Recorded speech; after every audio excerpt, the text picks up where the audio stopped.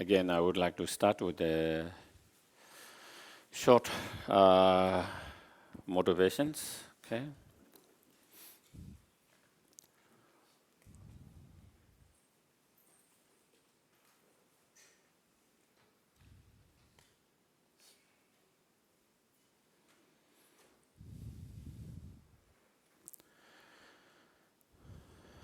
Make yourself relaxed, comfortable, and keep your posture in the right posture.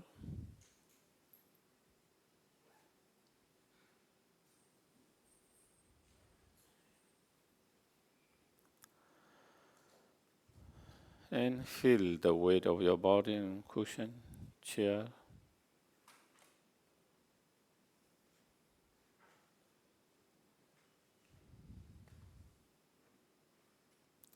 While you breathe in and out naturally,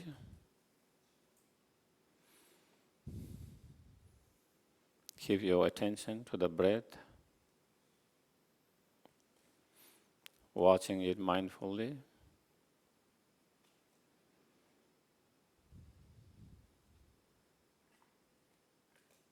And being aware of what you observe.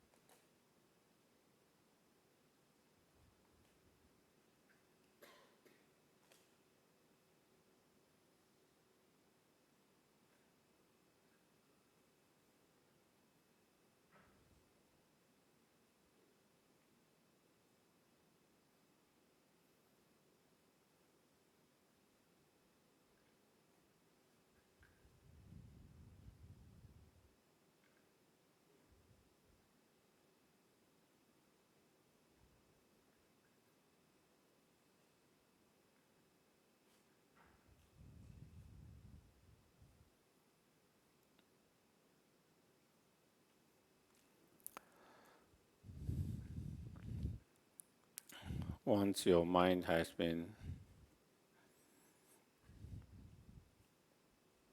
settled down in the moment present,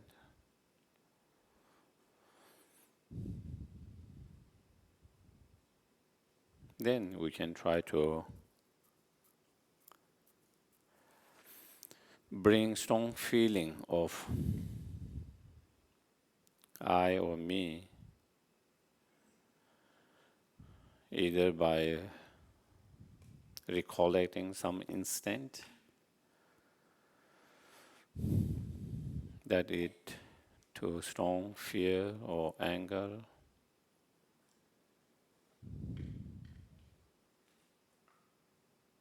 or you can imagine situations where it gives rise to strong fear or anger.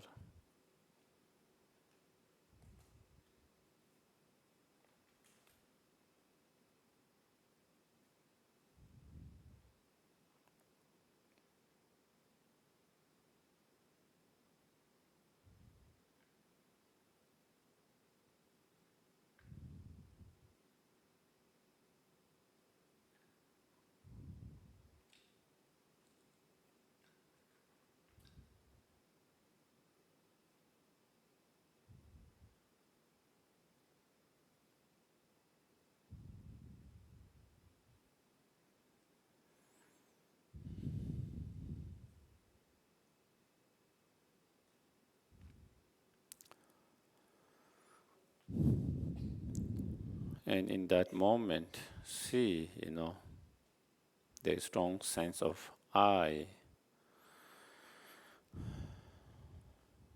who has been mistreated, or strong sense of I,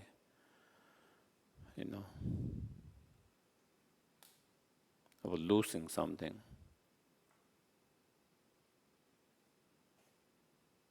And basically, there is strong sense of I.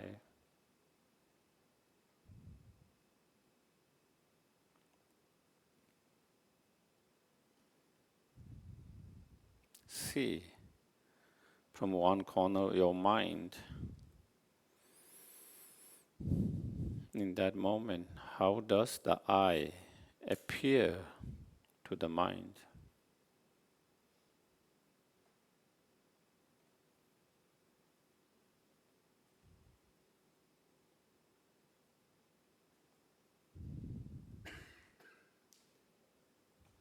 Does the I appear something like real, almost like solid, very strong?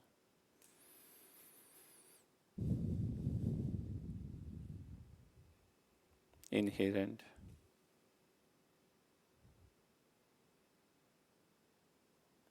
true existing I?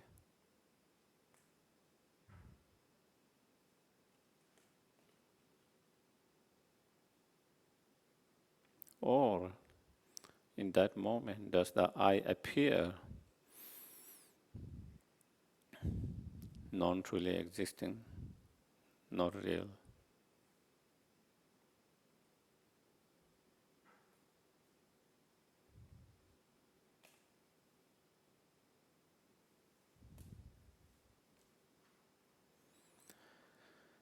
If we observe, then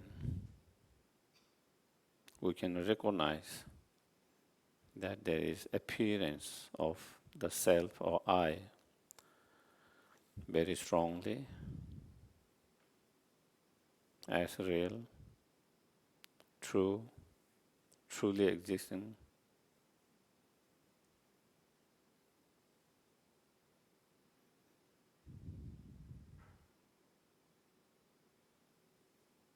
By itself.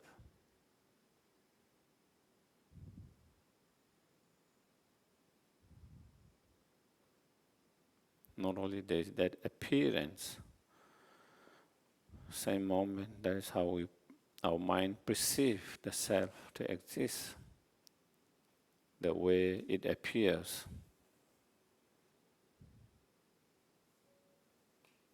as real, truly existing,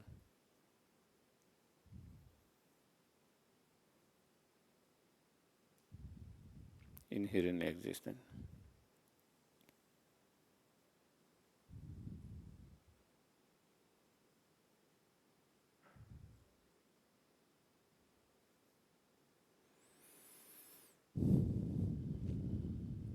And if there is truly existing I, or inherent existing I, as the way it appears to our mind, and the way our mind perceives to exist,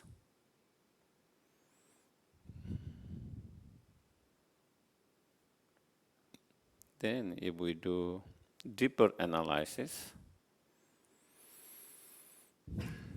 we should be able to find if something is truly existence. The more deeper analysis you do, the more clarity there should be, and should be able to find.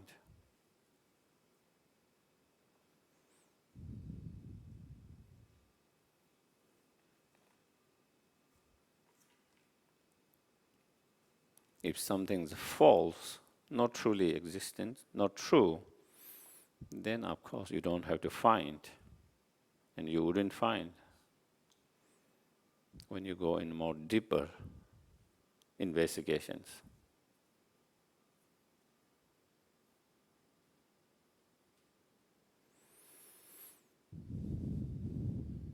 Because it's false.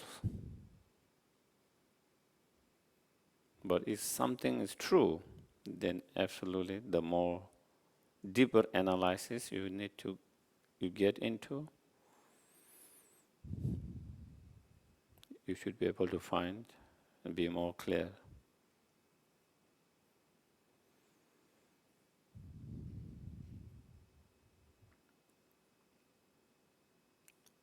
And so if we try to find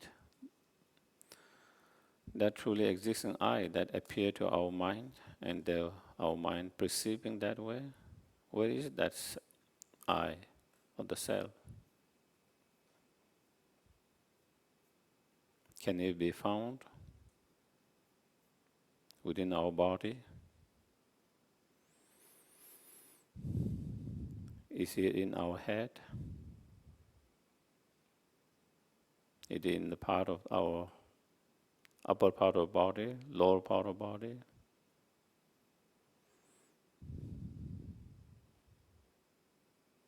Is it in any part of the organs?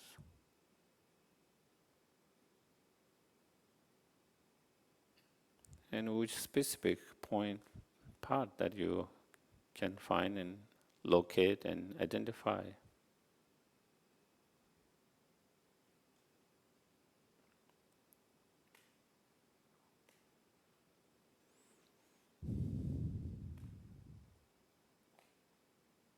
If we do that, then we cannot find. Our head is not the self. Our arm, hands are not the self. Our upper part, torso, is not the self. All the organs, the heart, the liver, the chest, the kidney, the muscles, the skin, the bones, none of them are the self.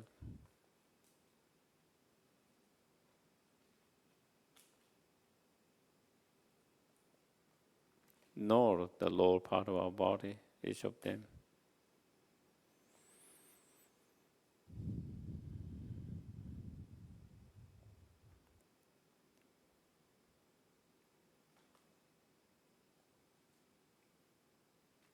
If it cannot be found in our body, physical body, form, the other options is in our mind, consciousness. Is it our consciousness? Can it be found in consciousness?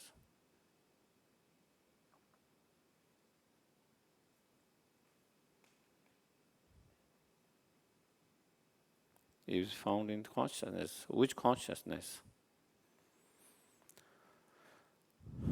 Non-conceptual consciousness, conceptual consciousness,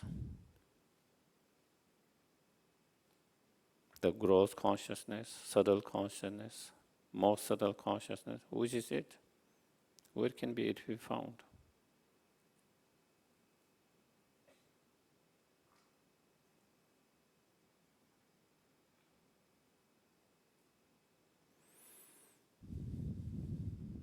If we feel it's the more subtle consciousness that continue from life after life,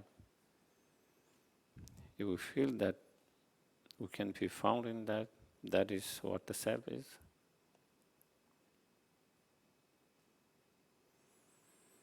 Even that consciousness is made of many moments. Which moment is the self? The first moment, the second moment, third moment.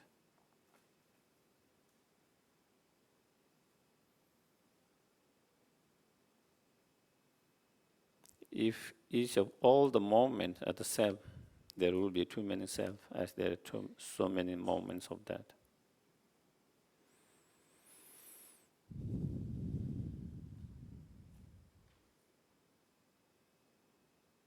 It is only one particular moment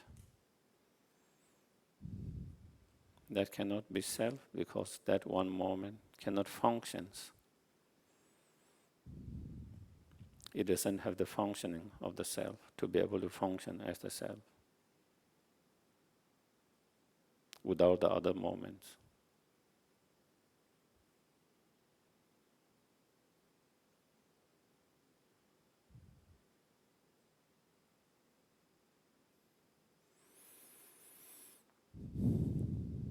Therefore, even the consciousness, the more subtle consciousness that follow from one life to another life, even that is not the self.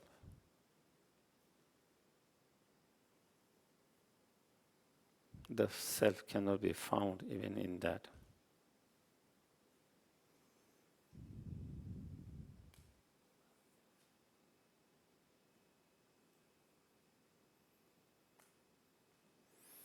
Nor the self can be found separate from the aggregates.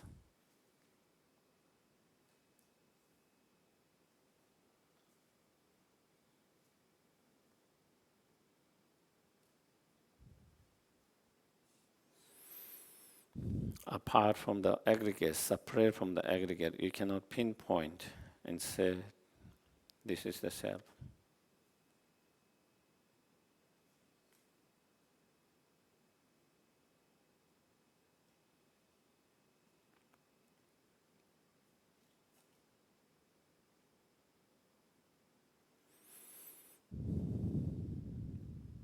Since the self cannot be found within the body and the mind and outside, or separate from the body and mind,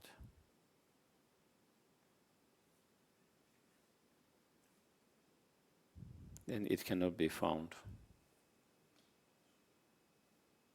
When we do such deeper analysis, investigations.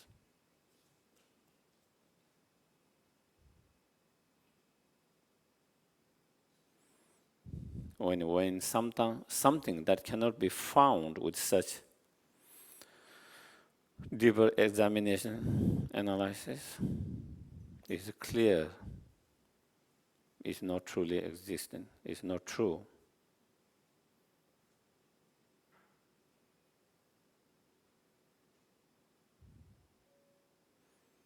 Is empty of truly existing. Totally empty of truly existence.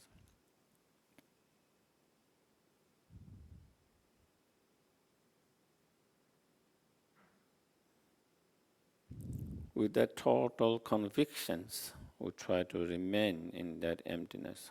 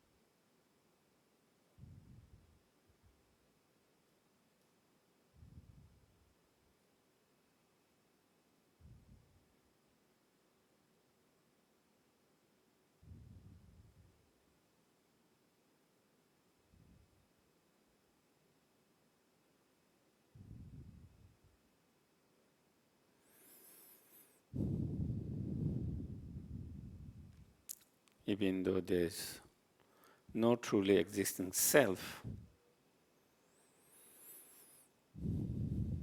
since there is no truly existing self, the mind that perceives to exist truly existent is totally mistaken. That mind is totally mistaken.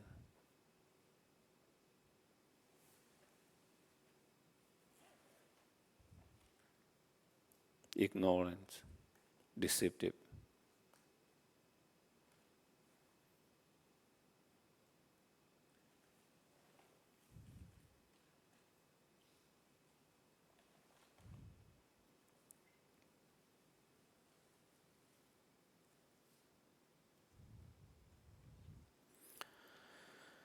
Even though there is no truly existing self,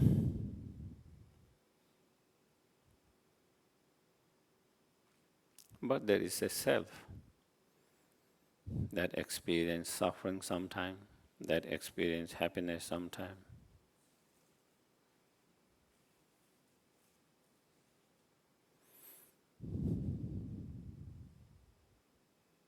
That create positive karma sometime, create negative karma sometime. Sometime loving, sometime angry.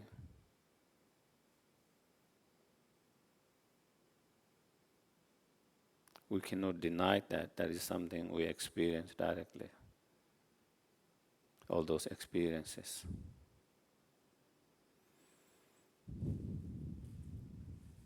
And there is a self or being who experience those experiences.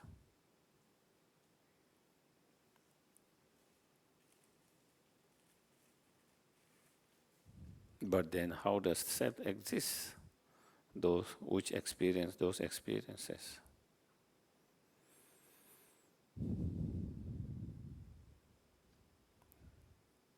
The self exists by non-truly existence, merely imputed on the basis of aggregates, merely imputed. That's all how it exists. Nothing more than that.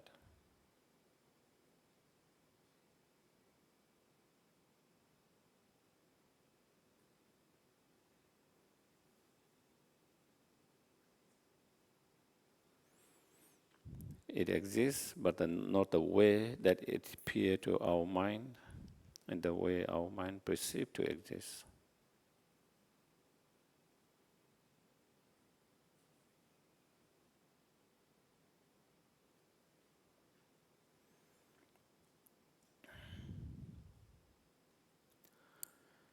And due to this ignorance of self-grasping within ourselves and other sentient beings, then anger, attachments, all other disturbing negative emotion arises.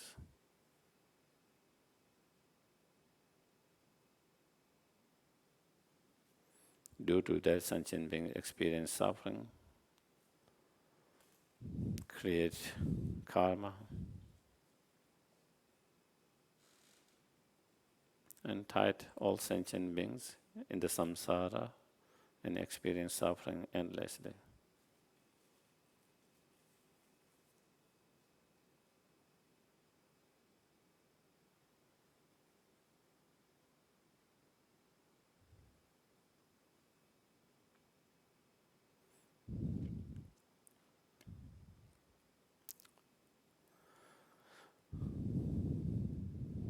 Therefore, in order to free myself and all sentient beings from all the suffering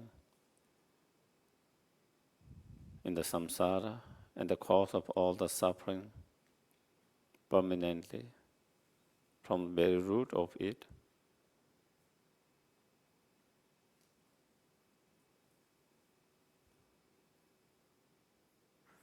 I must develop wisdom, realizing the ultimate truth, the emptiness.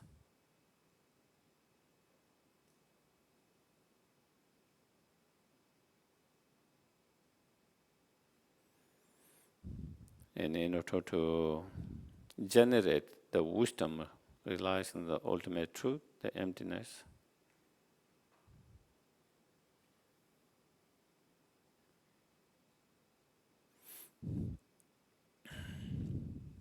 I must continue to contemplate, meditate.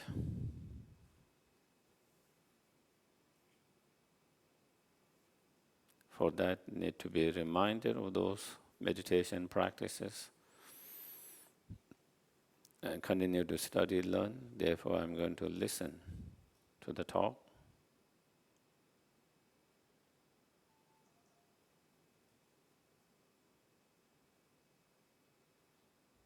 So that I can have the imprint in my mind to have that wisdom relies on emptiness.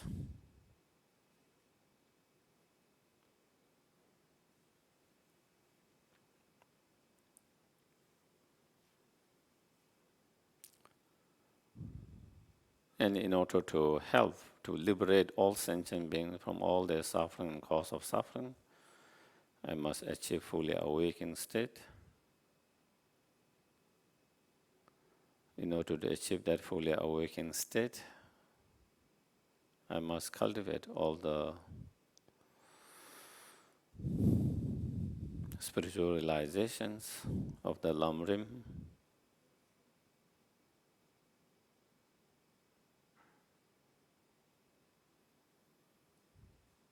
And for that, I need to practice. And to practice, I need to learn. Therefore, I'm going to listen.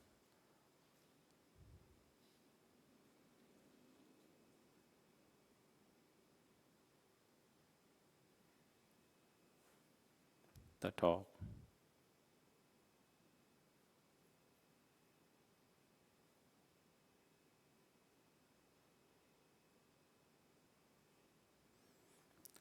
Okay, so we can do that. Page 98, bottom.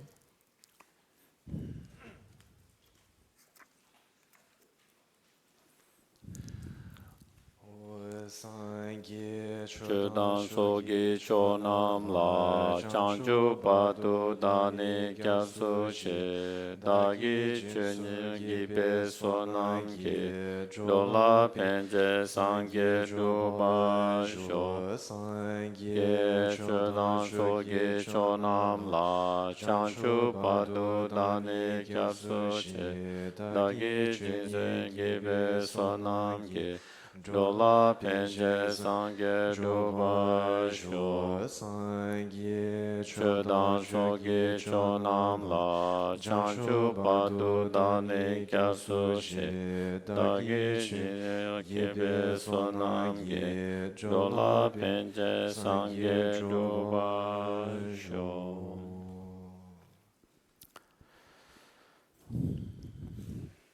So today is the last sessions. So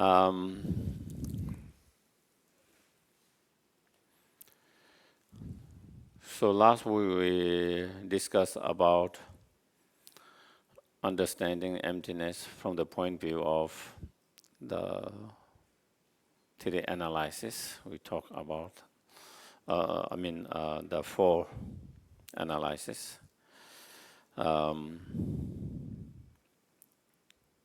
And today I'm going to talk about understanding the emptiness from the dependent arising point of view. I think which is very powerful.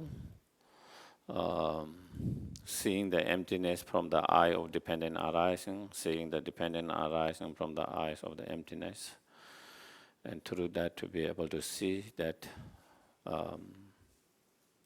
those tools are not contradictory but complementing, not only complementing, but they are the meaning of emptiness is dependent arising, understanding, and the meaning of dependent arising is emptiness, understanding that. And through that understanding, finding the middle way. And by finding the middle way, then you don't fall into any of the extremes. We tend to go in one of the extremes. And so, when we have that understanding, the meaning of emptiness doesn't mean nothingness. But the meaning of emptiness means dependent arisings. Empty of independent existence. If something is dependent arising, then it is not independent existence. Therefore, is empty of independent existence.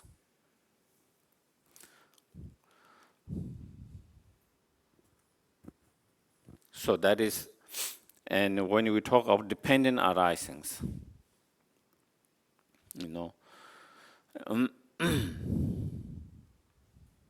Yeah.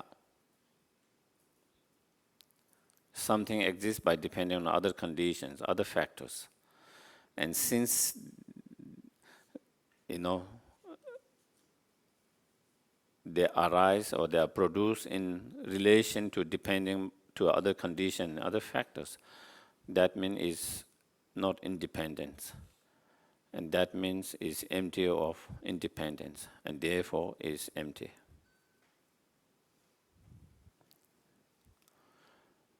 The problem with us is when you hear the emptiness or empty, sometimes we get too focused or to the word itself, you know, and that becomes the problem. And then we think there's nothing, nothingness, and then that fall to the other extreme, the extreme of nihilism. And when you fall in the nihilism, then you cannot find the middle way. And if you cannot find the middle way, then it doesn't become the insight to free from the samsara and the ignorance. So in relation to that,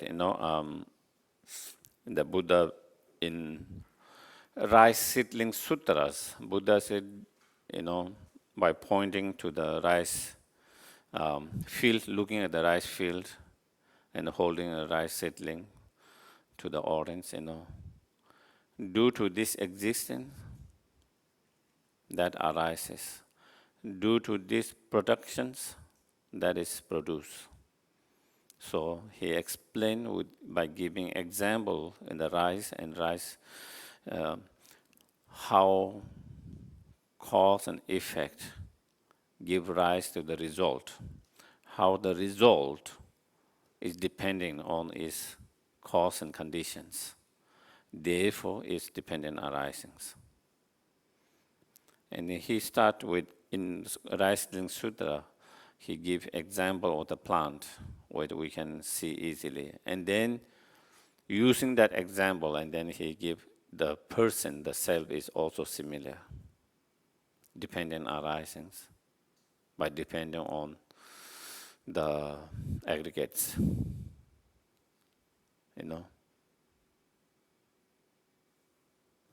Without the aggregates, there wouldn't be the person, the self. And therefore, the person and self is dependent arising. And because it's dependent arising, therefore is empty of inherent existing self or independent existing self.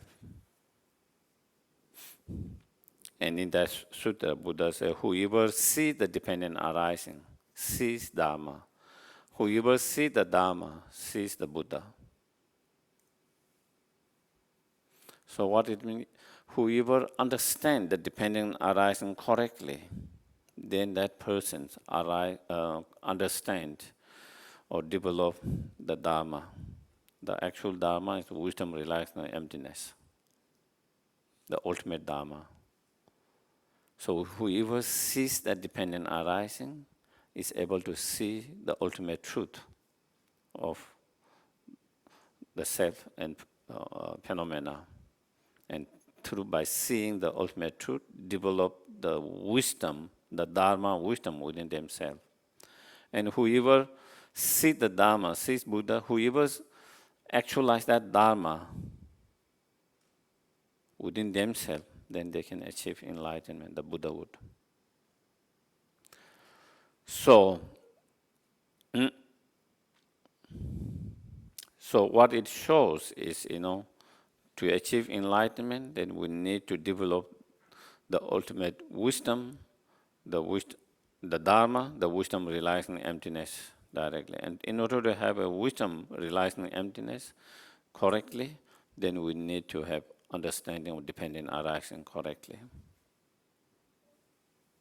So in that, Buddha explained, the emptiness and dependent arisings, kind of same. And in another sutra, asked by one of the audience, Maturba, in Tibetan, I don't know what that name is in Sanskrit, in the name, but in Tibetan translation, Maturba, he asked the question, in sutra of asked by that, disciples, the Buddha explained, whatever is produced by depending on other conditions is not produced.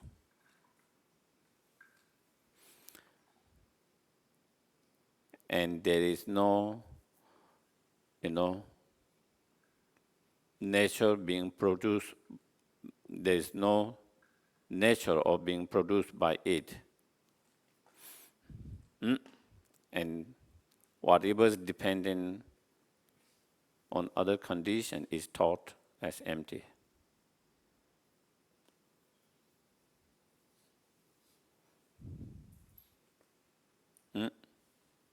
So again, in that Buddha, he clear when he talk about emptiness, he's talking about dependent arising.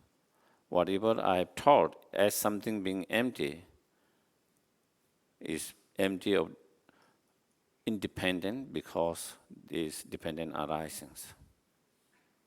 In that sutta, Buddha himself clarify when he talk about emptiness, such as in Heart Sutra, Dhammapada Sutra, all others, Prasnaparamita Sutra, where he talk about how everything is empty, What he means by is he has taught those as empty because they are dependent arisings. Because they are dependent arising, therefore they are empty of independent existence or inherent existence, and therefore I've taught them as being empty. So he clearly we shouldn't, yeah, okay. And same is, you find that same in Nagarjuna's writings, Lama Tsongkhava's writing, explaining when Buddha taught about emptiness, Buddha taught emptiness, all the things as emptiness because they all are dependent arisings.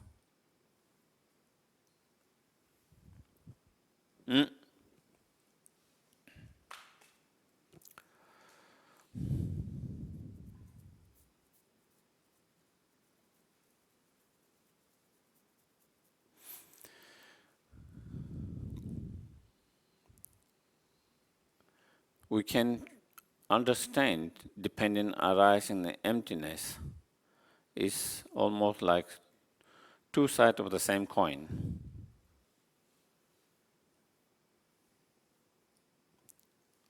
When we talk about emptiness, we are talking about the nature of same phenomena, how it do not exist. Okay?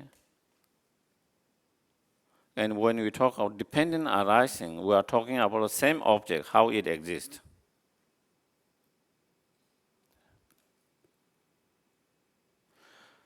To understand this cup better, there are two ways of understanding, how it do not exist and how it exists.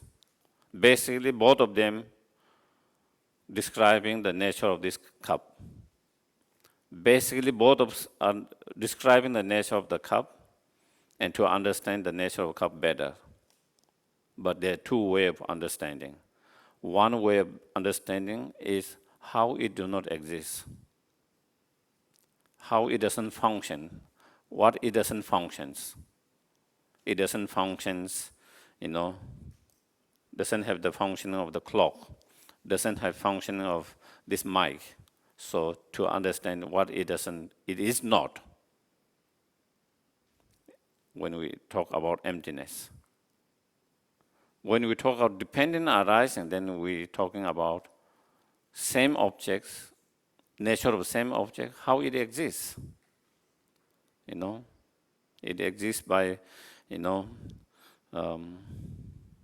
many different factors, many different conditions, and how it functions, what the function it has.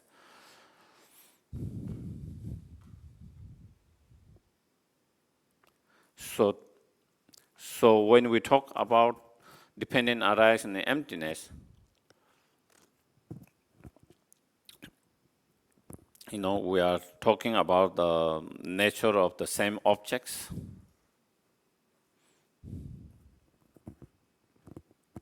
So I think that is one. So then we can have the questions. Question could arise,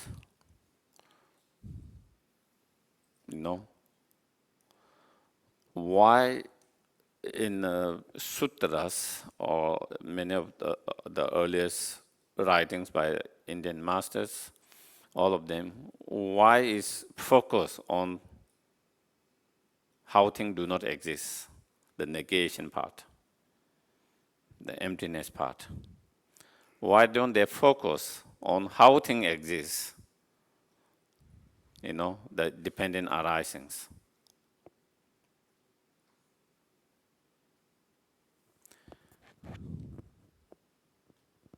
And this is something that has come in my mind, or let's say cautions that has arisen in my mind for a long time, and is something that I've thought about it.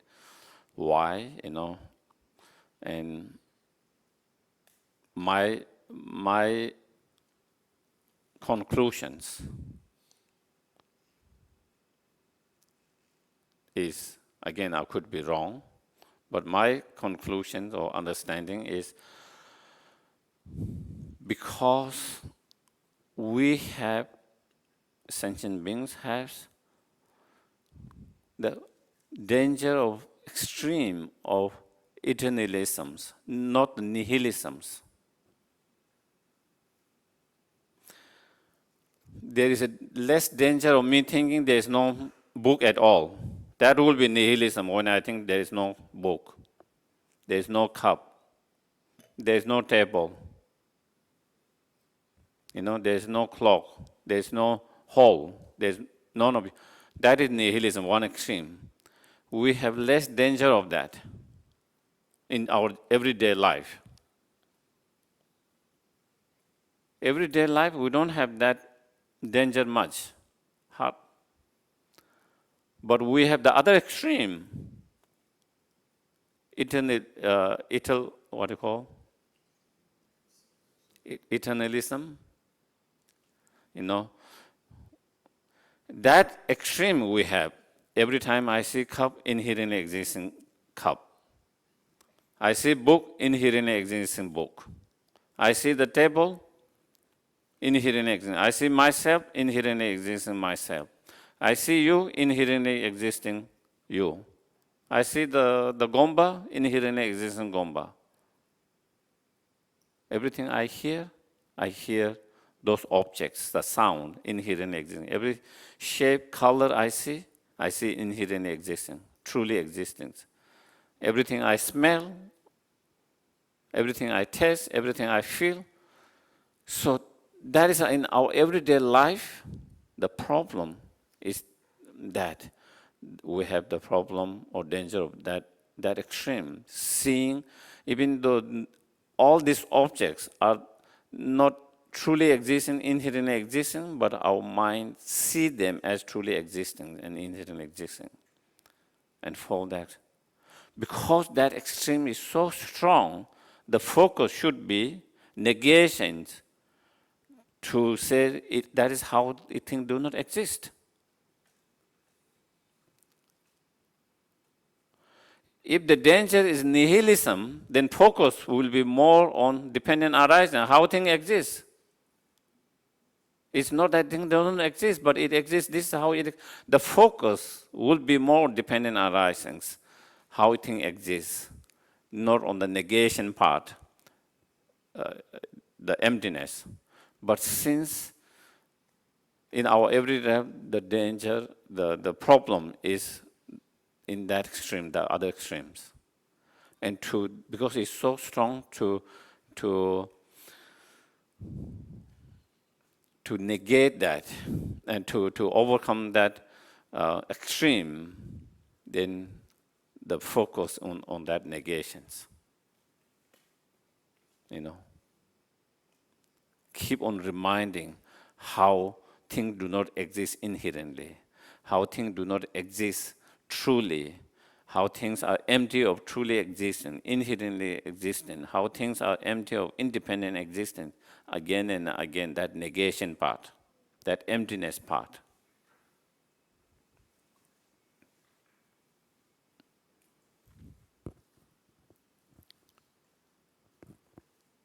Because sometimes I get cautions. If emptiness equal dependent arising, dependent equal emptiness, if the meaning of emptiness dependent arising, the meaning of dependent arising emptiness, why don't we talk just about dependent arising? That seems less complicating, easy. Why do we have to talk so much about emptiness? You know, and less about dependent arising. As I mentioned, if you read all the Prajnaparamita Sutra is all about mostly emptiness. Nagarjuna's writing, all that. Chandrakiri's writing, all mostly the emptiness part, negation part.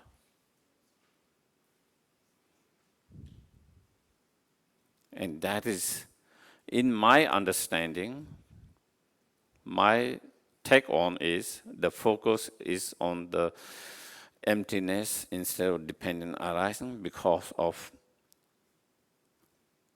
among those two extremes, we every day, 24 hours, we have problem with that other extremes, believing and perceiving things to exist inherently, truly, independently. We don't have so much problem with nihilism in our everyday experience. And therefore, that is why the focus is on that. You know,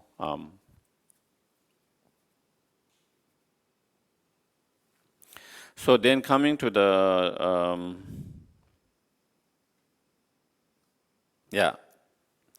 dependent arisings, you know, to understand dependent arisings. Again, there are different level of understand dependent arising from gross to subtle. The gross understanding of dependent arisings is that all effect or result, all conditioned phenomena are dependent on its cause and conditions. Okay? That all the Buddhist tenets or school of thought, they all agree on that. They have no disagreement on that. They all the Buddhist tenets, they all believe or they all accept all the conditioned phenomena are dependent arisings. All the conditioned phenomena are depending on its cause and conditions. You know, that part is not so extremely difficult to understand, that dependent arising. You know, you when you go to gardening, when you do gardening farm, you can see, you know, you plant and you water and then all the other factors, and then slowly it comes, and you can see that fruit that you are eating is depending on the farmers, the earth, the water, the seed, everything's, you know, that we see, you know, we understand. And that is, sometimes I wonder, even the animal understand that a little bit. They might not use the term cause conditions, but they see, you know, they try to avoid something. Why they try to avoid that? They know if they get engaged, that will hurt them, harm them. They understand there is a relation between the cause and effect. You know, they know what to avoid. Certain plant, certain things, animals, certain things they try to keep away. Why?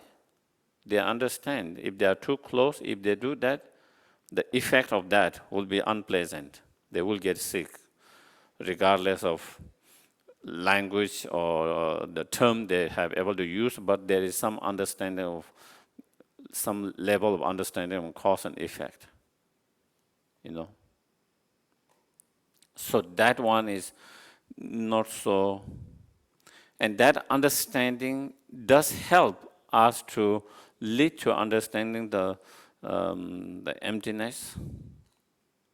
But just by understanding that dependent arising, it doesn't lead to emptiness just by that itself. It helps to drive that, but you have just by that itself, you know.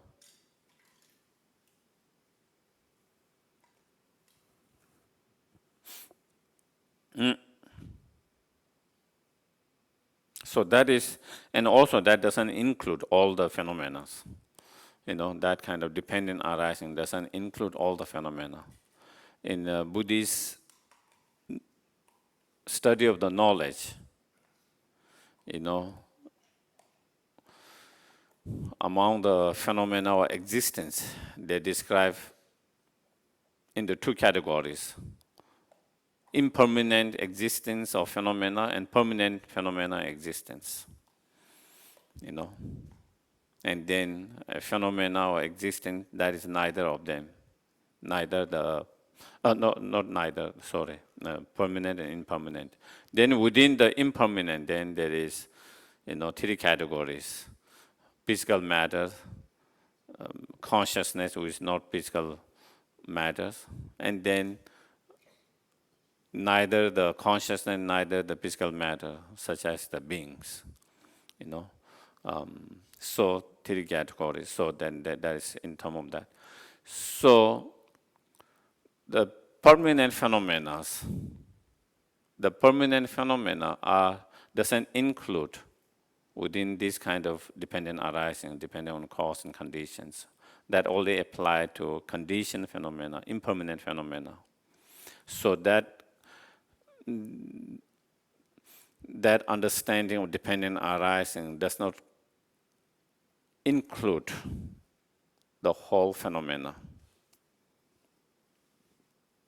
Next level of understanding of dependent arising, everything that include all phenomena, permanent, non-permanent, everything. That is, all phenomena are dependent arising because they depend on its parts. Everything is made out of parts. All phenomena are made out of parts, depend on other parts, other factors for its existence. You know, this table, when we talk about cause and conditions, then we can talk about the farmers, the carpenter, you know, the wood the carpenter get to make it, you know, all other tools that the carpenter use, you know, and then the wood come from the forest, and so you can go back and back, but basically these are the all cause, all coming together, then the carpenter create this table, okay? That's depending on its cause and conditions. But also this table is made out of many parts. The legs, you know, 4 legs, the top, the side. If you take each of those parts, there is no table. The table cannot function as a table. Table cannot be a table if you take those parts away. So for this table to be table and function as a table, it depends on all these parts. That makes this table. And that is same applied to all phenomena. Regardless of permanent, impermanent, all phenomena, for that phenomena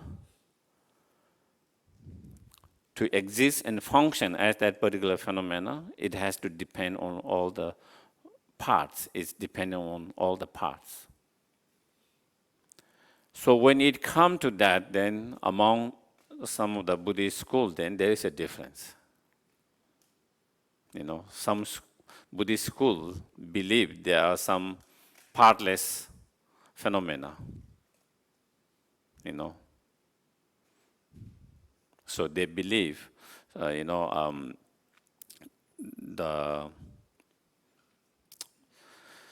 Babasika and Sotandika, you know, they believe, you know, the physical matter go smaller, smaller, smaller, the most smallest, where you cannot break any more into two. It's so small that it cannot break any more into two. So they call that is the partless. And that is the basis for all other physical matter from that partless. And they think that is the ultimate, which is, I think, a little bit kind of concept of some of modern materials object concept, But this concept exists in a long time, It's, even though in science maybe it might be new, but it is already that concept. So that is what they believe. That is the kind of so they believe that is partless. And even in consciousness, they will believe there is a moment that is, you cannot break into, of course, physically you cannot break into two, but, mentally you disintegrate, and so in that so small that it cannot do anymore, and then that is the partless. They will say that. But the other schools, mind-only schools, the Mahayana Tenet school, mind-only school, and middle way school, Madhyamika schools, they refute that, and then they present, even all of them are, there is no partless phenomena. There is no partless physical matter, nor there is partless non-physical consciousness, nor there is a partless, everything is, has parts. And therefore, everything is dependent arising because it depends on its parts. Okay?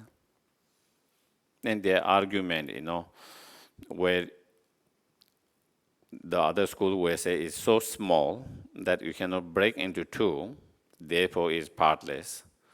The Mahayana Tenet argument is, it is a part in that south part, north part, west part, east part, upper part, lower part, or not. If there is no those parts, then it's like you pull, no matter how much you pull, it never become, it keep on going, it's pulling into the whole. The reason they're parts, so therefore, these objects, one of those smallest particle come, and then it touch this side, but not this side. Another come from this side, it touch this side, not this side. Another come from this side, it touch that, not up, and then that is how it become bigger and bigger, when those small particle comes and around there, and that's how the mass become. Otherwise, it will not be possible to have the mass. It will be putting something into the hole and never become mass. So that is their argument. Therefore, even though you cannot break, even though it's so small, you cannot physically break into two, but still is not partless because it has south part, north part, east part, west part, upper part, lower part. Therefore, and for that, even though it's so small, but still for that small particle to exist and function as that, it still depends on south part, north part, that. It's still, if you take away the south part, north part, then there is no more of that, even that one. And so that is their arguments, and therefore, on the basis of that, then they say there is no partless such physical matter, and no partless equally same way in consciousness, consciousness and everything's, and therefore everything is not, everything has its part, and therefore everything depends on its parts, and therefore everything is dependent arisings. So this understand dependent arising, one,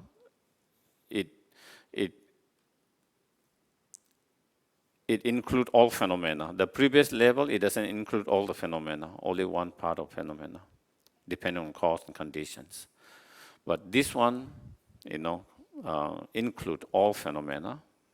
And also the previous one, even the Babasika Sotandrika tenets, they will also accept all conditioned phenomena have its cause and condition, and they are dependent arising because they have cause and conditions. They have no argument with that, But the difference comes when we talk about dependent arising is part because they don't believe everything has part because they believe there is partless. And so that is one thing. And then the most subtle one is depending on everything is dependent on the mind that impute. And that is the more subtle one. And that is the more difficult one. And that is where when you have that understanding, correct understanding and realization, how everything is dependent arising, because everything is dependent on the mind that impute. Because everything is merely imputed by the mind. Because since everything is merely imputed by the mind, therefore is dependent on the mind, that impute the mind, that impute the objects. When you have that understanding, how everything is dependent arising because everything is merely imputed, then that is when you have the realization of emptiness. That is the subtle understanding of dependent arisings. And that subtle dependent arisings has a strong related with understanding of emptiness. And I think when we talk about emptiness equal dependent arising equal, we are talking more of this dependent arising, the subtle dependent arising, how everything is dependent arising because everything is merely imputed, merely designated by the mind. Therefore, yeah.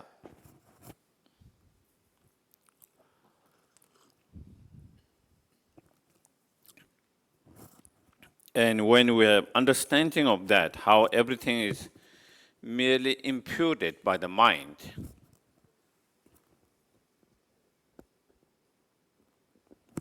how nothing exists by itself.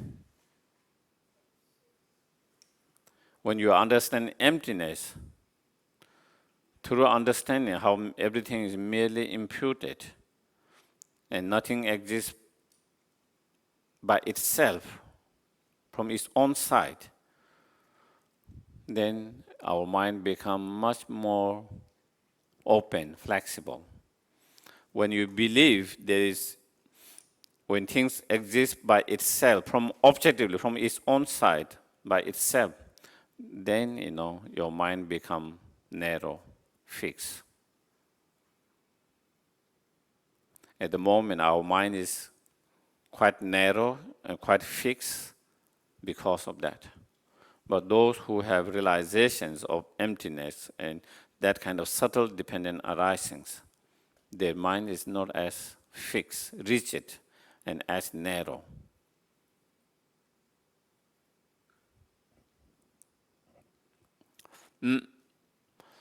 Maybe if we try to see some examples, maybe it might help.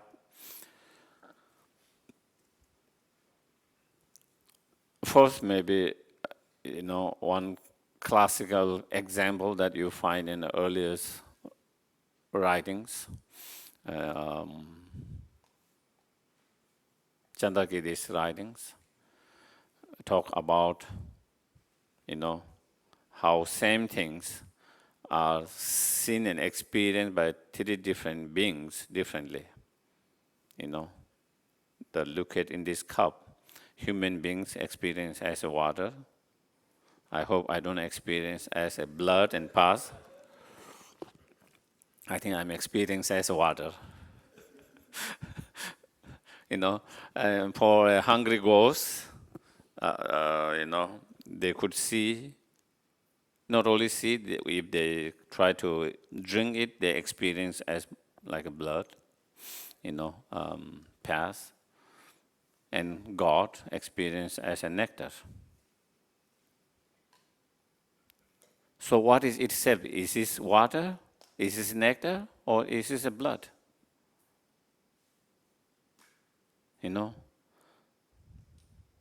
By itself, from its own side, is none of them.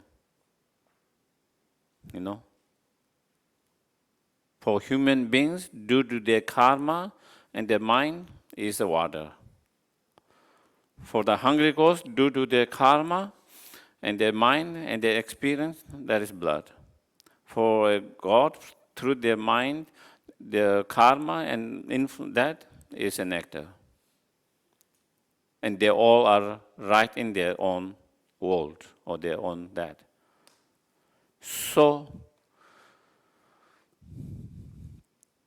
and so that being so, therefore, is the problem with us when you see, then we feel is water from its own side, by itself, objectively water there. If someone says it's not water, it's a blood, you think they are ignorance.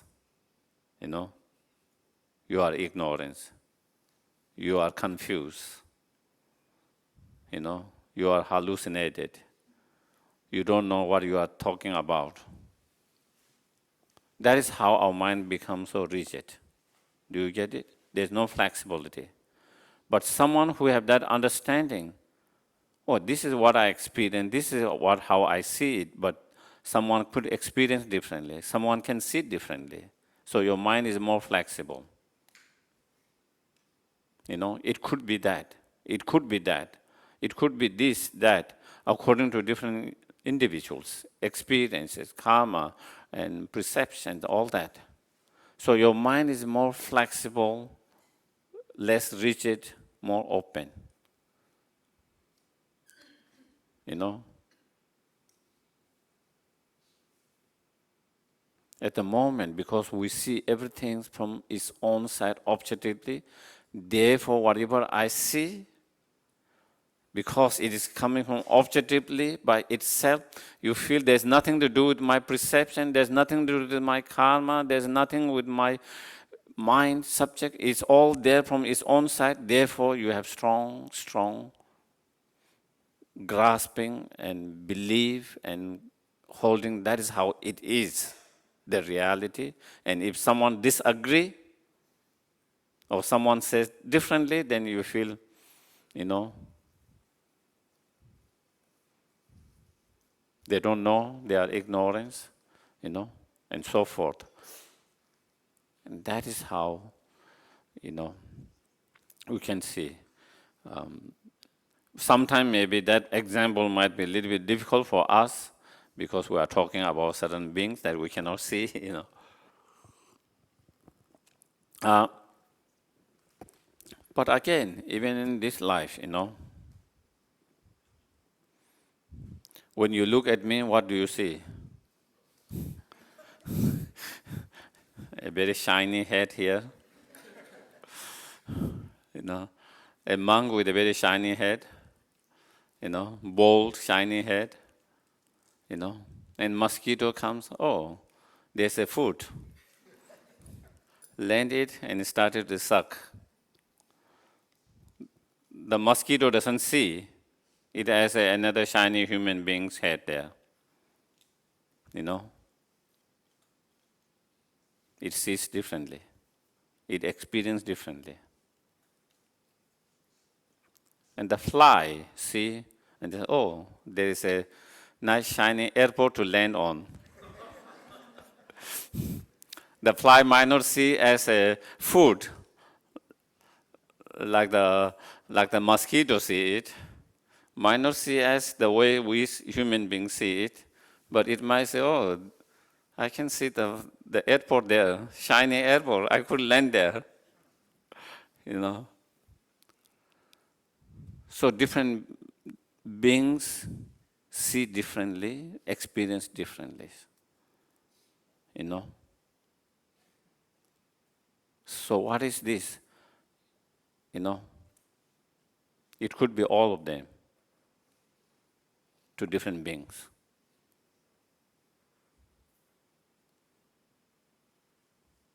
But the problem is when we have that kind of existence is on side, then there's only possible one thing, you know, for us, that is how we believe in everything.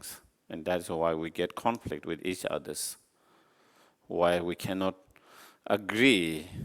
It's not even agreeing, it's even about, you know, I see this way, you see that, therefore, you know, I don't have to be so pushy and this is the reality or that reality.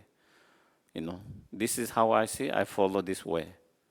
But you don't try to force someone, because they experience it, they see differently, and your mind is open. That could be their reality. This is my reality, you know. But when we are so rigid, then then that is what happens. Then we try to force others, because this is the only way. What I see, what I experience, is the only way, because there's nothing to do with the subjective. You know, in that there's nothing to do with the subject, the minds, the subjects, the karma, the mind. All of that is objective from its own side.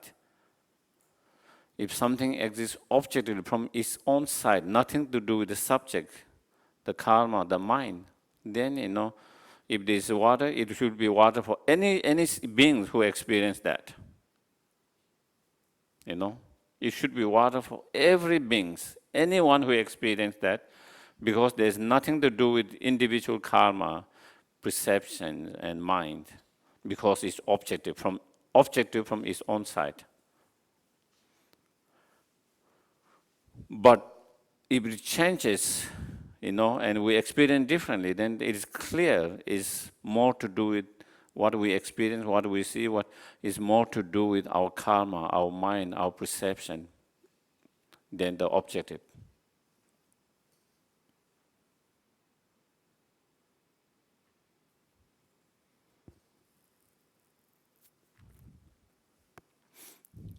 The act of, let's say, moving your legs,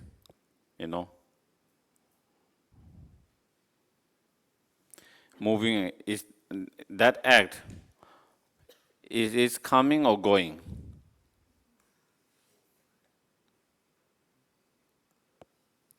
What is that act? Coming or going? Is neither of them by itself. It depends on from which side you look at. Same actions, from that side is coming, from this side is going.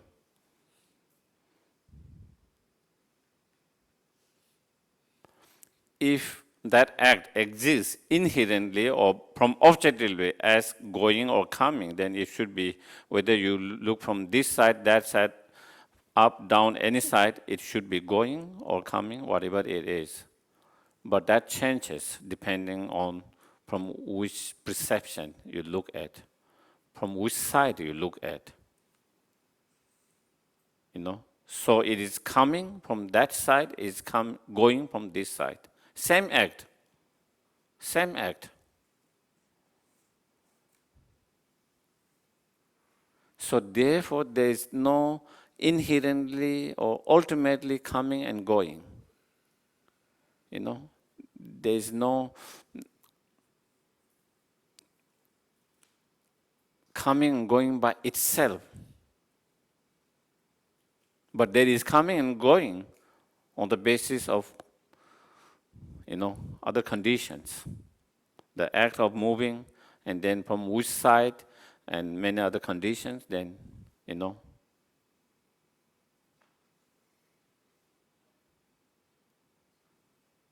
And that can be applied in any, when the consciousness leaves our body, okay? When the consciousness leaves the body, what is it? Is it death or is it birth?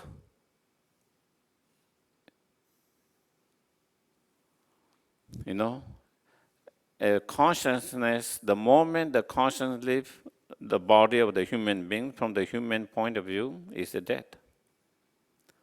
From the intermediate part of point of view, is the birth. Simultaneously, the moment the consciousness left, the new life has taken in terms of part of beings.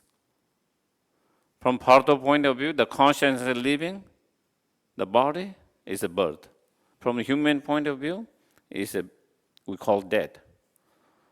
By itself is neither of them.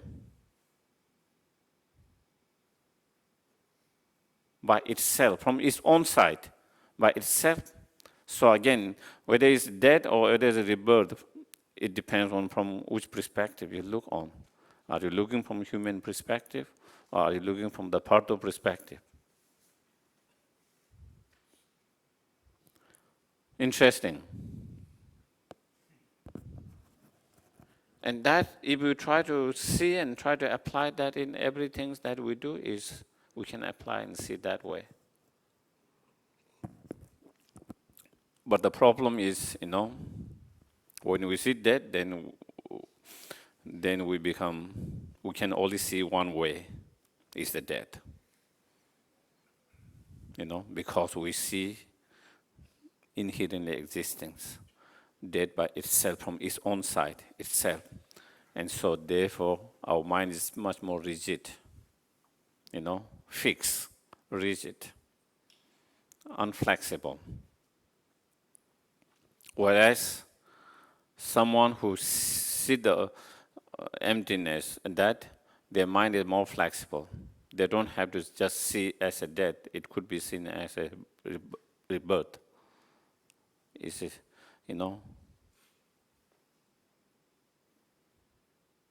it's a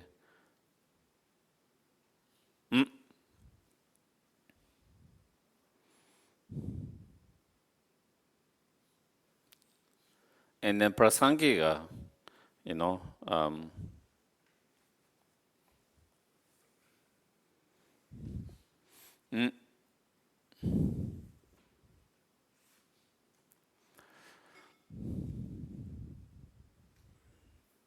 talk about even this mutually dependent arisings. How everything is mutually dependent arisings, therefore nothing exists independently, because everything is dependent arising, because everything is mutually dependent arising.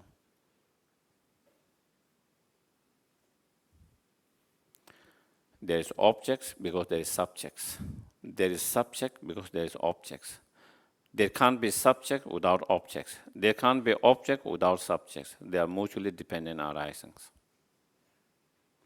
If there is no object, we cannot talk something being a subject. To talk about something being a subject, whether we talk about the being, whether we talk about the mind, whether we talk about such as sense faculties as being the subjects, but any of them to be a subject, they need to be objects. Without objects, there's no reference. No reference to say it's a subject, and it cannot be a subject. And same, in order to be an object, there must be a subject that precedes that object. If there is no subject that precedes object, then object cannot be object, cannot function as object. There is no reference to say it is an object if there is no subject. Death and birth, same. If there is no birth, there is no concept of death. We can talk about death only on the basis that there is a birth in relation to that. And we talk about birth, rebirth in relation to death. There is a death because there is a birth. There is a birth because same with nirvana and samsara. We can talk about samsara in relation to nirvana. If there is no concept of nirvana, how do we talk about samsara? Samsara is unenlightened state. To talk about unenlightened state, there must be enlightened state, and in relation to that, it becomes unenlightened state, and therefore is samsara. And talk about nirvana without samsara, then again, if there is no samsara, then how can there be, the mind which has not been pure and then slowly being pure and being clear of that? So again, samsara is dependent on nirvana, nirvana is dependent on samsara, death, birth. So coming, going, all of that, if we took that in that way, here and there, we can only talk about there because it's here. If there's no this side, you cannot talk about that side. You cannot talk about that side if there is no this side. The mutually dependent arising. Here is dependent on there is dependent on here, this side dependent on that side dependent on this side. So that is the mutually dependent arisings. And that is, and so since everything's mutually dependent, since it's mutually dependent arising, therefore is dependence, to others. And therefore, again, is a dependent arisings. And since it's a dependent arising, so since everything is dependent arisings, therefore, there is nothing that is independent the existence. Therefore, there's nothing that exists inherently, independently, truly, they all mean same,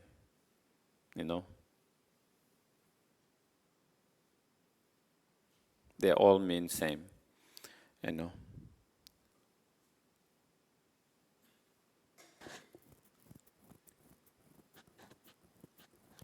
So therefore, everything is mutually dependent arising, as well as everything is,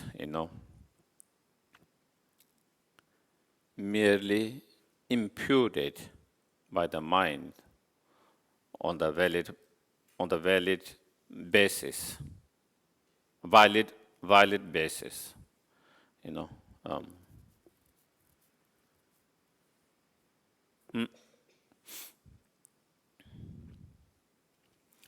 Not everything that is by imputed the mind do not exist, Everything that exists is merely imputed, but everything that is imputed mind does not exist. Okay? Inherently existing self is also merely imputed by the mind, but it do not exist. Yeah? The inherently existing self, even though it do not exist, but our mind impute and believe it to exist. So that self is merely imputed, but that does not exist even on a relative level. So everything that's merely imputed doesn't mean that everything exists. To exist, even though everything is merely imputed, but to be able to exist, conventionally or relatively, then three quality, there are three quality that need, that they need, that phenomena is known to the world and commonly accepted, And then secondly, there wouldn't be a contradiction to valid cognizer of the relative conventional world. Because if I started to impute this as an elephant, there is a valid cognizer that perceive this as a cub. So there is that is contradicted by that. So it shouldn't be contradicted by that, and nor it should be contradicted by the ultimate valid cognizers. And so those three have to be there in order for something to exist conventionally. Not everything that is imputed by the mind exists conventionally. Okay? And so when we realize understanding emptiness, meaning of emptiness as a dependent arising as a meaning of emptiness, and to be able to see both emptiness and dependent arising simultaneously. And when you are able to see both simultaneously, then because you see emptiness, you don't hold and grasp to the objects. Okay? Because you see the emptiness of the object. Because you see the emptiness of object, there's no object to grasp. There's no object to cling and grasp on. So therefore, there's no grasping and clinging. While there's no clinging and grasping because you see emptiness, at the same time, because you see dependent arising, you do not become careless, saying, because it's empty, so there's no consequences of my actions. because you see dependent arising. Due to seeing dependent arising, then you see certain actions and certain attitude and certain mind create pain and suffering. Certain actions, certain attitude, certain mind create happiness and cause. So therefore, you are more aware and careful of your actions, so that you do not become, as some people sometimes say, is either due to not correctly understanding, misunderstanding, or if it's emptiness, then you don't have to, you don't have to think of, moral, immoral, virtues, non-virtues, because if you have that, then they feel it is dualistic view. Therefore, in non-dualistic view, you shouldn't have. Therefore, that is the one danger that goes when you don't understand correctly what non-dualistic is, and then believing, there is no concept of virtues, non-virtues, moral, non-moral, and therefore, you don't have to be moral and virtuous, because you dependent arising, because you see dependent arising, while you see emptiness, at the same time you see dependent arising, and therefore, because of certain action lead to certain result as suffering, and certain action lead to certain result as suffering, therefore, and certain action hurt others and yourself, certain action help others, and therefore, once you try to avoid non-virtues, immoral activities, and one should try to engage in moral, ethical actions and try to engage in the virtues. So then, and that is why Nagarjuna in his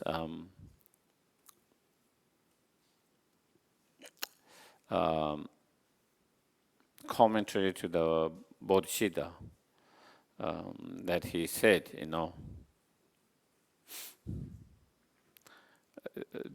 the Buddha's teachings, referring to Buddha, you thought everything is empty. At the same time, how the law of cause and effect, the karma, still functions. While everything is empty, at the same time, the law of cause and effect, the karma, doesn't collapse, but it still functions. What amazing is amazing, more amazing than amazing, is more wondrous than wondrous, as he said. And equally, Lama Tsongkhapa said in Praise to Dependent Arising, very similar. This,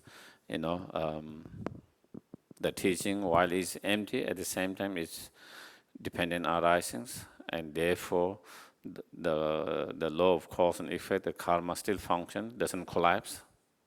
While there's a law of cause and effect, the karma at the same time is empty. To be able to see, empty and appearance. While it is empty, there is appearance. While there is appearance, at the same time it is empty. And I think that is the key to find the middle way and not fall in one of the extreme, and to find the middle way and to have a correct, unmistaken realizations of the ultimate truth or the emptiness. With that, maybe I will, and also, before I open for the questions, of course,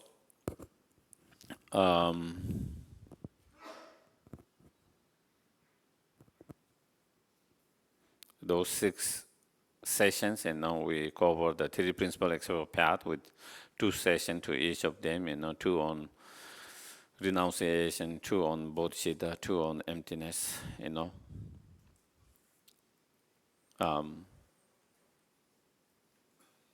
since time limited, so we had only that, But again, in order to have bodhicitta mind, to really bodhicitta, you need to have a strong foundations of renunciations, In order to have strong foundation of renunciations, renunciation is part of the practice of middle scope. Okay? The bodhicitta, wisdom, is part of great scope, practice of great scope, in terms of lamrim. The lamrim is a gradual path to enlightenment. Okay? In order to have a, you know,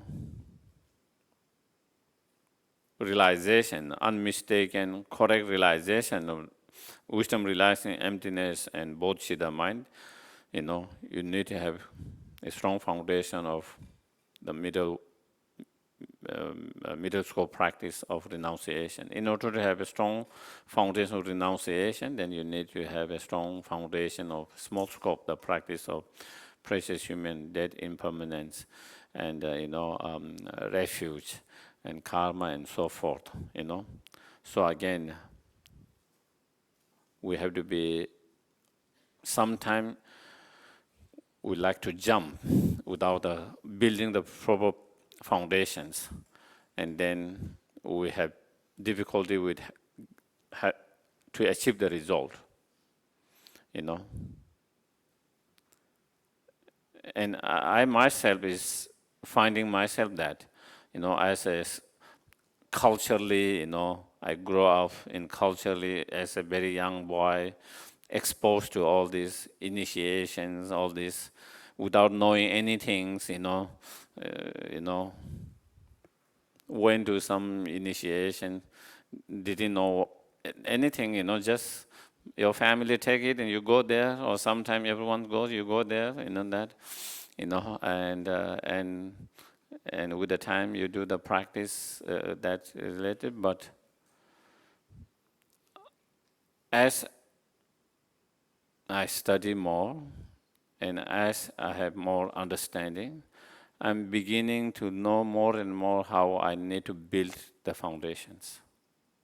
Without those strong foundations, those higher practice that are supposed to be very powerful are not any powerful. Is not powerful, not because those practices are not powerful, but those practices are because you don't have good, strong foundations. Someone who has those strong foundations, on the basis of those strong foundations, then if you do those higher practice, generation stage, completion stages, then it becomes powerful. Those are supposed to be very powerful, quick path, powerful practice path. That is only on the basis when you have a strong foundations. When you don't have those strong foundations, then forget about high realization. We don't change our mind. Our mind is all has been same as before, if sometimes not worse. And because we are not working with the foundations, to really have transformation, then the lumbering practice are very effective. Those meditations are very effective. And so that is something that I wanted to kind of remind, and because, as I said, I myself have been realizing that more and more, and that I need to focus on those foundations more than trying to, do things, practice that are supposed to be the most powerful, most advanced, where you always feel like, we all like quick and easy, but those quick and easy, tantric path is supposed to be quick and easy path. That is only easy and quick path, only you have those strong foundations. If you don't have strong foundation, it becomes a longer path, because you go and you have to come back to work from the very foundations to realize that you need to build up the foundation first and coming back. So it takes longer. You try to go a shortcut and the road is very bad, and then you have to back up to take the better road, and now you lost all this. So it can be more longer path, more difficult path, instead of easy and quick path. But definitely, if you have those foundations, then definitely definitely it has a power to make it quick and easy, but all the found. And that also apply within the lumbering practice, the stronger foundation you have small scope, the better it will help you to have the practice of middle scope. And then the stronger foundation you have that, the more powerful and more health that you will be able to actualize the realization of the higher scope. Okay. So I will open for the questions, please. Yes, please, James, there. Okay. Mom. Thank you for your teaching. Thank you. Okay, so from the very beginning, you you talk about the dependent arising and the emptiness, the relationship. Actually, it all makes sense. Okay, so there's really nothing exists in this universe that is independent of arising. Nothing at all. Okay, so that part, I think I can understand, and I think most people can understand. How does it relate to the karma as well as the whole idea of getting out of samsara? Yeah. When you have understanding of dependent arisings, first of all, in relation to the karma,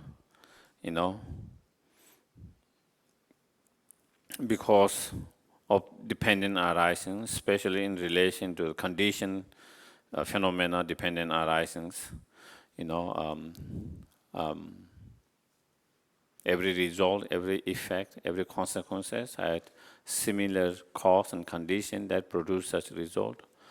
Every actions, every action energies has the potential to create certain result, particular result and consequences. And so that is why the karma is possible. There is a karma because of dependent arisings. If it's not dependent arising, karma wouldn't be possible. If everything is independent, then you cannot change your karma. You cannot have certain result of certain karma by changing the karma, by changing your actions and attitude and so forth.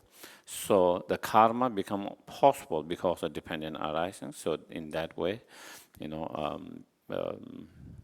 if it is not dependent arising, then there wouldn't be possible karma. Also, if it isn't dependent arising, also there's no possibility of getting rid of karma and freeing from the samsara. If everything is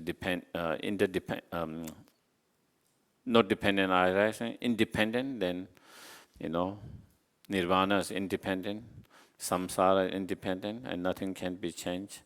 The change happens because when we change the cause and condition, then we change the result, And so that is possible because of dependent arising, give us the opportunity to change the cause and condition.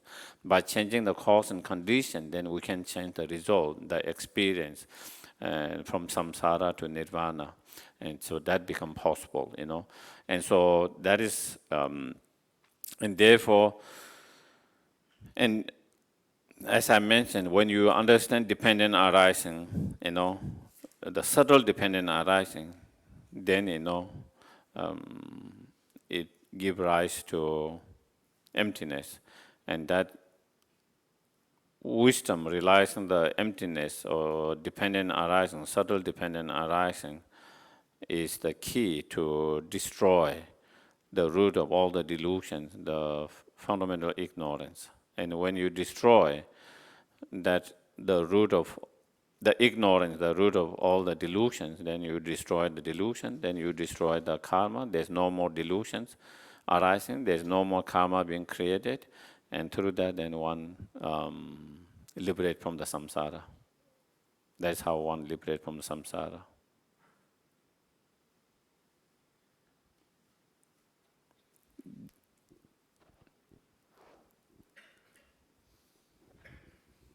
Thank you, Geshe, for the excellent teaching. Thank you. I've got two questions.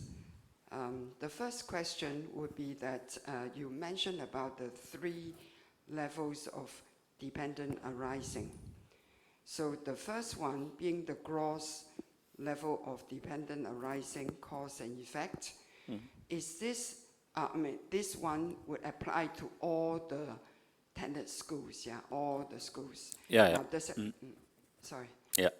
And then the second one is the part and the whole, second dependent arising part, making the whole. And that would apply only to the Mahayana schools. Yeah. Okay, then the last one being dependent, merely dependent on the mind only, which would only apply to Prasangika, right? I mean the last school. Yeah, okay. Yeah. All right. Then my second question would be that regarding the 3 different beings, you mentioned the ghosts, the human, and God beings. My question is that is the common projection, because all by the mind, yeah, is the common projection must be at the same time and same space, making the base of projection the same. When they are different spatially, temporally, they would not have that same common basis. Am I right in saying that? Common basis of, say, like the cup. Okay. Like the water, fluid. Yeah. Water, blood, or nectar. So my thinking is that, is it unless the 3 beings are seeing the fluid at the same time, in the same space, only then they will have this so-called different projection themselves. I don't think so. You know, where a place where there is no ghost, and maybe no, let's say, no God or no ghost, still human beings see, and they can see its water and experience it. And then there might be a place where there is only ghost and no human beings, and similar water or same water can be there, and they can see, still they can they experience as a blood, and same with the God too. So it doesn't have to be all 3 beings have to be together and like that.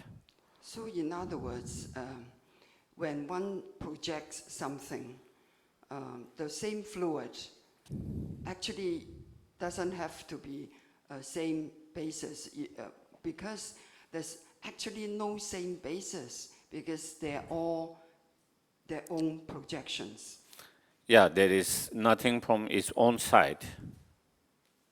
Yeah. So yeah, you can say that, because there is nothing from objective side, from its own side. You know, it is based on individual karma, projections, perceptions, many different factors. So that leads me thinking that there's quite, excuse me, I don't understand why there would be a common, as an example of seeing water, nectar, and blood, when there is actually no common basis.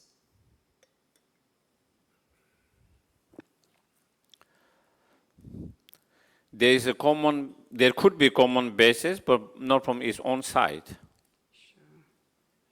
So I think that is, we have to differentiate those 2 things. Even in Mind Holy School, they believe there is common basis and non-common basis.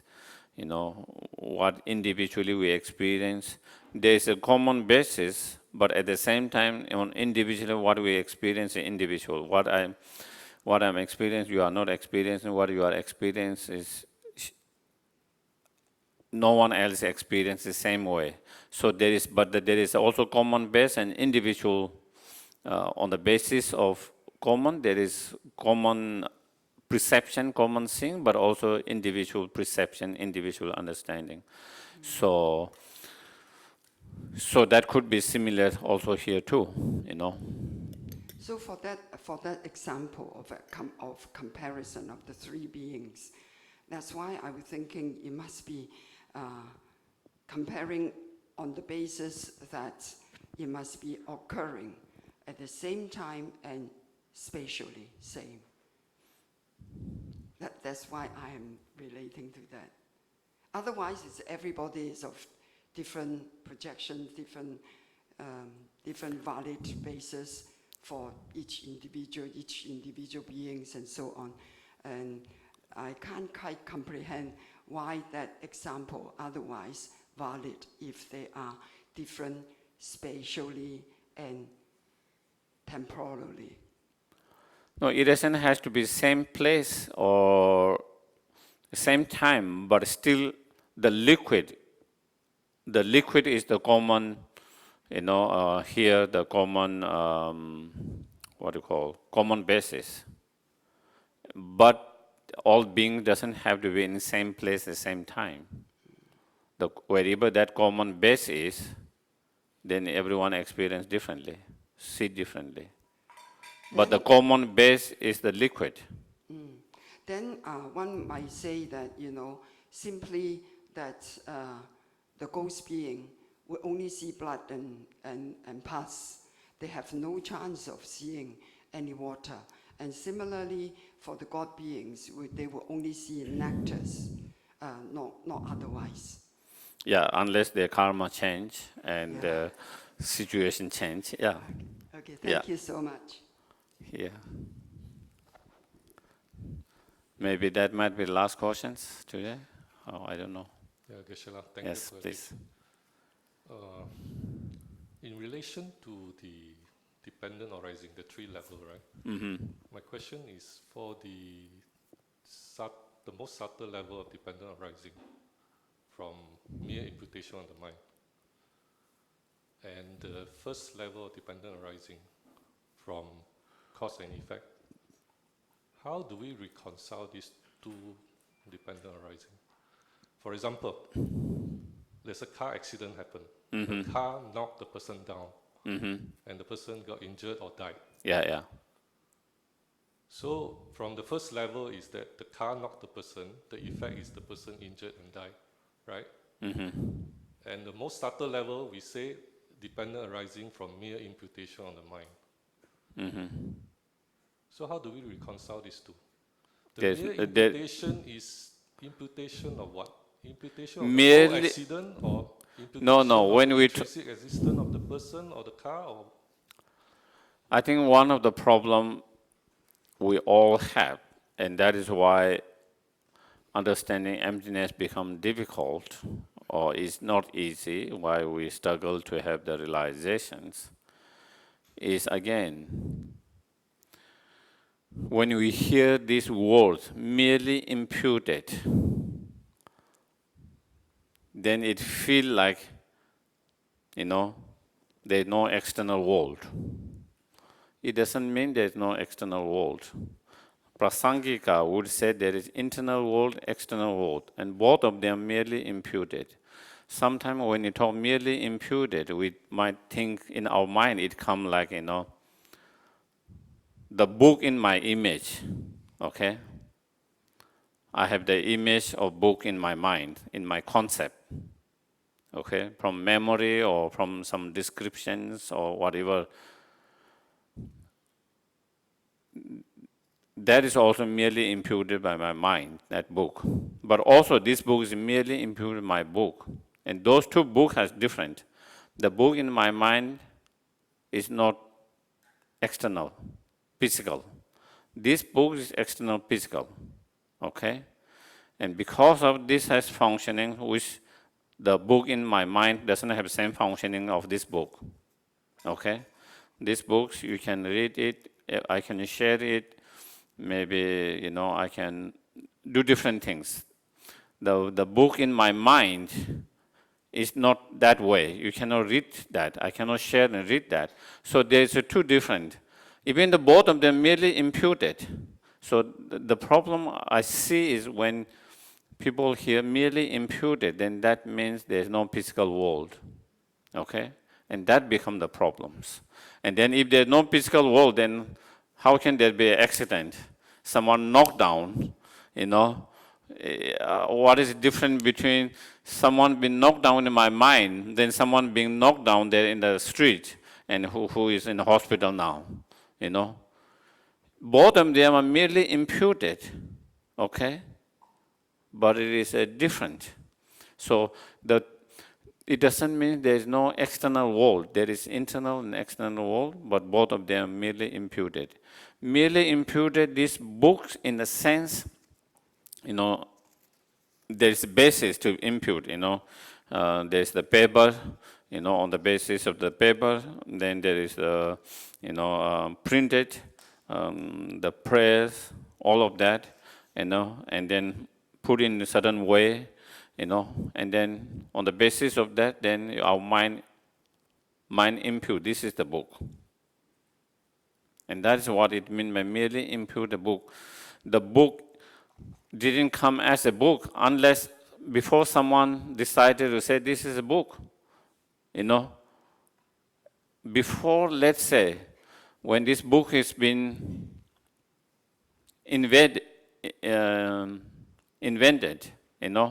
and they have not given the terms, book. When you see, you don't see it's a book. You don't know there is something, but I don't know what it is. Someone asks you to bring the book, you wouldn't know what you are talking about. But on the basis of certain functioning and all this, then the mind, whoever, at the very beginning, label and give it this impute or designation, let's call it a book. And from there, then, every time you see, oh, it is a book there. A book is happening something, and someone says, bring me a book, you can identify what it is. So in that sense, the so-called the books is merely imputed on all this basis of all this coming together, and it has certain functionings. The book didn't come as a book by themselves. If nobody imputed as a book, it doesn't become a book. Nobody knows what the book is. It has to be imputed by someone. If you talk longer term, then there is someone's mind who wanted to kind of have in their concept to create, and then slowly they create for certain functioning. And at the end, then they decided to label it or give some label, term, like a book. And then from that moment, then everyone relate and connect as a book. Before that, nobody relate as a book, before that. And so therefore, the so-called the book is merely imputed. And that will be same to every object. So that doesn't negate that there is the external world. I think that is the way the problem comes. When we say merely imputed, then we think it is negating the external world. If it's negating the external world, then it is just saying, if the accident is merely imputed, then how someone can be knocked and someone can be sick and go to hospital, If you, so I think that is, so again, just like the word emptiness can be misunderstanding. If you don't, meaning that it could misunderstanding that being nothingness. Sometimes the word merely imputed by the mind, thoughts, concept, whatever, that then it sounds like that there is no external world. And then again, we might have that kind of doubt or that kind of difficulties. Did it clear or no? We make it more complicating so you don't ask anymore. And if you ask, I will make even more complicated. Then you give up. So the accident, there's an external world, and the Yeah. accident actually happened. Yes, cause yes. and effect. Yes. The imputation side, the mind is, I mean, from an explanation of the book, it's just like we are just labeling that as an accident. The But accident is labeled, the person who is been crushed or is Injured. merely labeled, the car is merely labeled, you know, So the act of hitting itself is merely labeled, and um, they are experiencing pain from that, broken or something, even that is merely labeled. Going to the hospital is merely labeled. Being treated is also merely labeled. But merely label doesn't mean there's no external, someone who is experiencing externally pain. There's no one externally treating them, you know. So Everything is merely label. So in your last lesson, you talk about illusion light and dream light. Uh-huh. So this merely labeled is the one that is causing the illusion light and dream light, in a way, is that? In a way, yeah, like illusion, like when we talk about illusion like or dream like state, what we talk is the appearance, the mode of the existence are not same. There's the mode of existence, the way they exist is something else, and then there is different appearance. In the same way, all phenomena, even though they all are empty of inherent existence, that is the reality. Everything is empty of inherent existence, independent existence, truly existence. But all due to all sentient beings who have not direct realization in emptiness, to them everything appears as inherent existence. And therefore, even though there is appearance of inherent existence, but in fact, reality, it is not like that. And therefore, it's like illusions.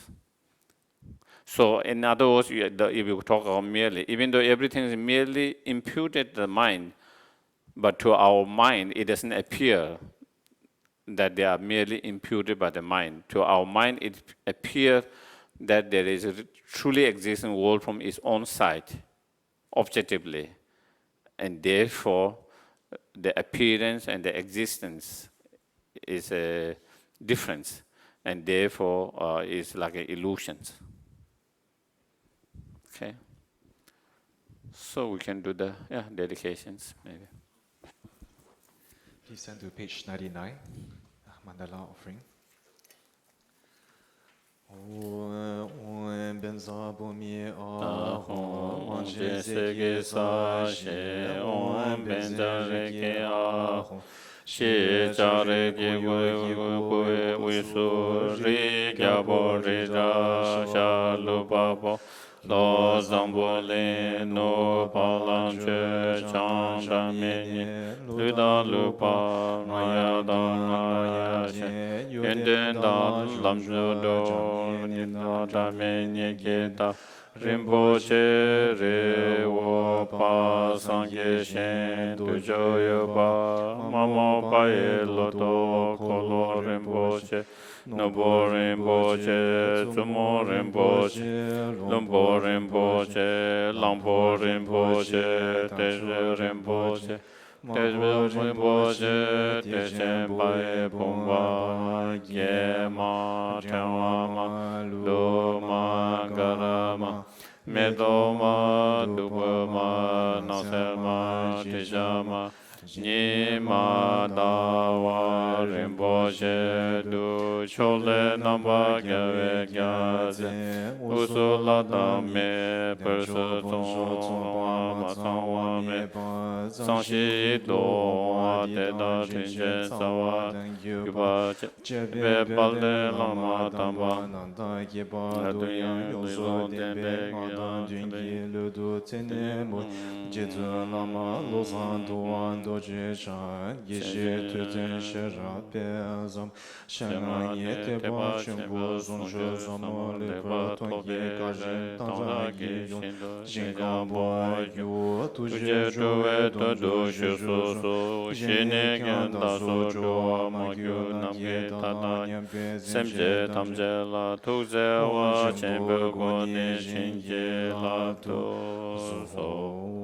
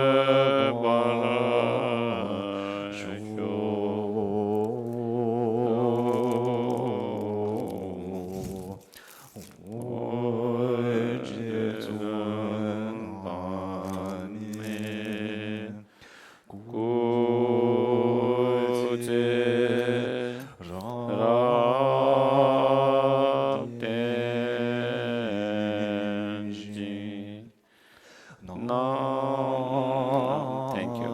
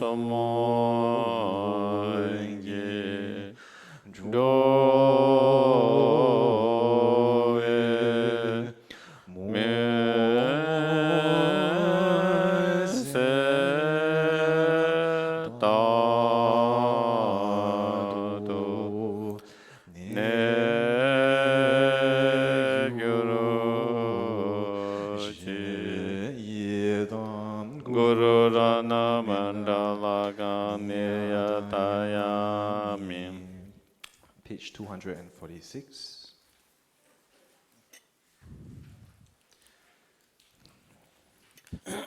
May all beings everywhere, plagued by the sufferings of body and mind, obtain an ocean of happiness and joy by virtues of my merits.